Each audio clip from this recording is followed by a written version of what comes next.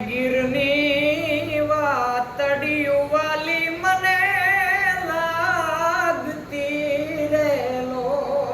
પણ એનું કારણ હું વાલી તો લાગે. હવે સાંભળજો કે જાગતી ગીરમાં યુગો યુગોથી રાત ગીરના ખોળલે.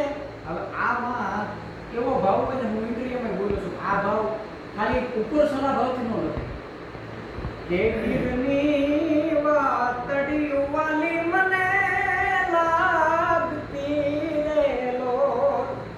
કારણ કે જાગતી ગીરમાં યુગો યુગોથી રાત તારા પાવલે. પેલા તો પાવલું એનું જ ને, એવું તારા પાવલે પાથરી દઉં મોળા પ્રાણને રે લોલ.